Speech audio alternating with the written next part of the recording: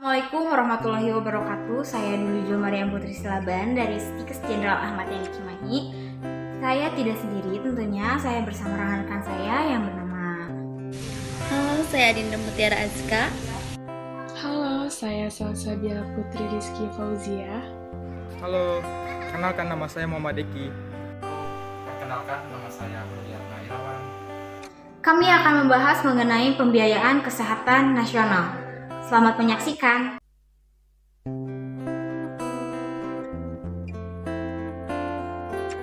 Halo teman-teman, pasti banyak yang bertanya apa itu pembiayaan kesehatan. Bukankah begitu?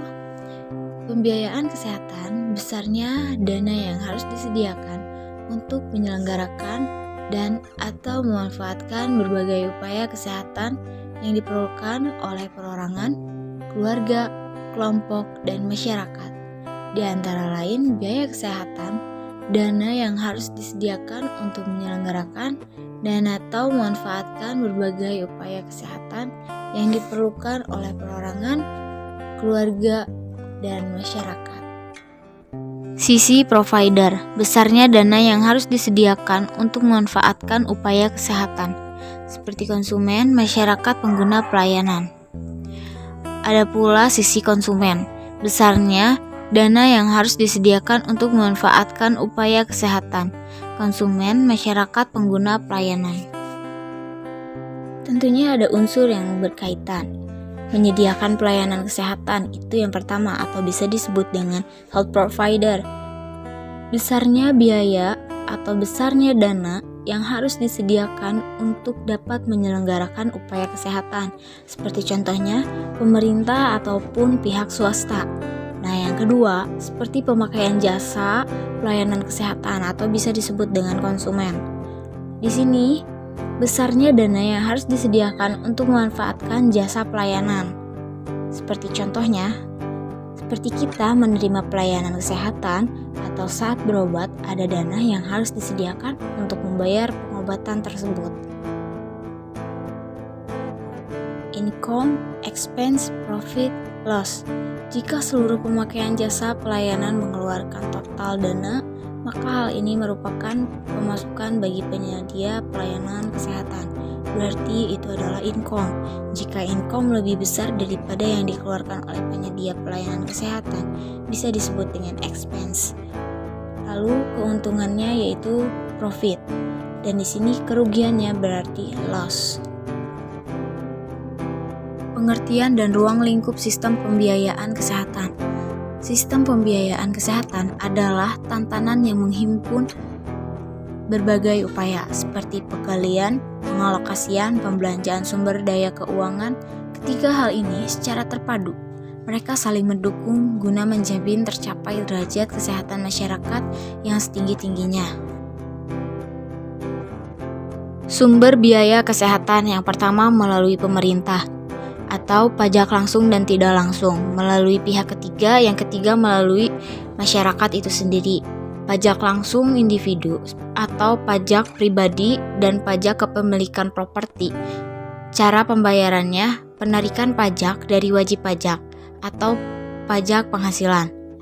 Lalu ada pajak langsung dari pendapatan perusahaan, yang cara pembayarannya itu pemotongan keuntungan perusahaan sebagai masukan negara dari pajak perusahaan. Yang terakhir ada pajak tidak langsung, pajak penjualan barang dan pajak pertambahan nilai. Cara pembayarannya, pemotongan pajak atas barang dan jasa yang dikonsumsi oleh masyarakat. Sumber biaya kesehatan yang kedua yaitu melalui skema pihak ketiga, asuransi sosial dan asuransi swasta. Asuransi sosial bagi tenaga kerja pemerintah, swasta, dan perusahaan. Cara pembayarannya, pemotongan gaji untuk premi asuransi. Asuransi komersial bagi tenaga kerja, pemerintah, swasta, dan perusahaan. Cara pembayarannya, pembayaran langsung dengan pemotongan gaji karyawan. Lalu ada sumber dari masyarakat atau out of pocket. Asuransi swasta, komersial, dan pembayaran tunai. Cara pembayarannya yaitu pembayaran premi dan pendanaan tunai langsung dari kantong masyarakat atau OOP. Konsep pengalokasian polling. Dana yang dikumpulkan untuk pelayanan kesehatan akan dibayarkan kepada penyedia pelayanan kesehatan. Sebelum dibayarkan ada tempat penampung atau biasa disebut dengan POL yang berasal dari berbagai sumber. Pada dasarnya, ada 3 tempat polling pengalokasian sumber-sumber dana tadi yang dibelanjakan untuk paket pelayanan kesehatan. Yang pertama ada polling pada lembaga kesehatan pemerintah atau Kemenkes. Yang kedua ada polling pada sistem asuransi sosial. Yang ketiga ada polling pada asuransi kesehatan komersial.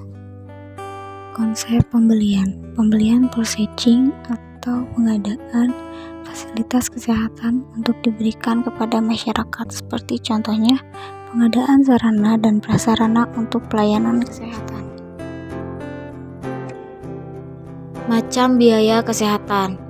Ada biaya pelayanan kedokteran dan biaya pelayanan kesehatan masyarakat. Biaya pelayanan kedokteran untuk upaya kuratif dan rehabilitatif secara tunai atau prepaid atau bisa disebut dengan asuransi kesehatan. Jika biaya pelayanan kesehatan masyarakat untuk upaya promotif dan preventif disediakan pemerintah dalam bentuk anggaran program kesehatan. Mekanisme pembiayaan kesehatan. Ada sentralisasi, yang dimana pemerintah merencanakan dan menentukan semua biaya kesehatan dan juga ditanggung oleh pemerintahan pusat. Desentralisasi. Otonom Pemda diberi kewenangan mengatur dan bertanggung jawab pada pembiayaan kesehatan. Lalu semi-otonom Pemda mempunyai tanggung jawab sesuai peraturan pemerintah pusat banyak mengatur dan merencanakan pembiayaan kesehatan. Ada beberapa model pembiayaan, yaitu model asuransi kesehatan sosial atau Social Health Insurance. Sejak Jerman tahun 1882, kemungkinan cakupan 100% penduduk relatif rendahnya peningkatan biaya pelayanan kesehatan. Lalu, model asuransi kesehatan komersial berkembangnya di AS, lalu gagal 38%, tidak tercakupnya peluang moral hazard. Dikembangkan oleh Regulate Health Insurance. Kepesertaan berdasarkan kelompok dikurangi moral dari hazard. Dan model NHS National Health Service Inggris pada PD2, peluang tercukupnya 100%, tapi pembiayaan yang dijamin pemerintah akan menjadi beban berat.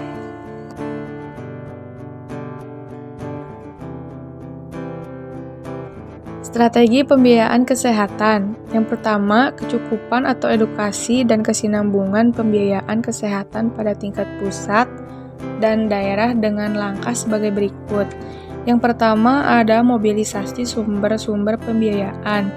Dan yang kedua, ada kesinambungan fiskal space dalam anggaran kesehatan. Dan terakhir, yang ketiga, peningkatan kolaborasi intersektoral untuk mendukung pembiayaan kesehatan. Yang kedua, pengurangan pembiayaan cash dengan pembiayaan out of pocket dan meniadakan hambatan pembiayaan untuk mendapatkan pelayanan cash bagi kelompok miskin dan rentan, atau bisa disebut dengan pengembangan akses sosial, yang dimana di dalamnya terdapat promosi pemerataan, akses dan pembiayaan, dan utilisasi pelayanan. Lalu pencapaian universal coverage dan penguatan jaminan kesmas miskin dan rentan.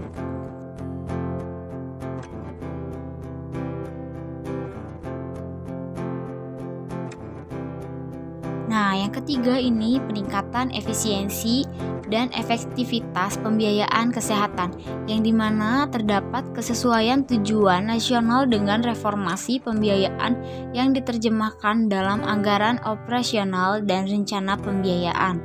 Lalu penguatan kapasitas manajemen perencanaan anggaran dan pemberian cash atau bisa disebut dengan provider. Dan yang terakhir adalah mengembangkan best practice. Jangan salah teman-teman, pembiayaan kesehatan mempunyai cita-cita yang dimana cakupan universal setiap penduduk insured memiliki jaminan kesehatan. Suatu konsep pembiayaan kesehatan di mana out-of-pocket minimal atau affordable menetapkan tarif puskesmas atau rumah sakit yang terjangkau. Sementara di sisi supply, persoalan tidak hanya barrier dengan biaya,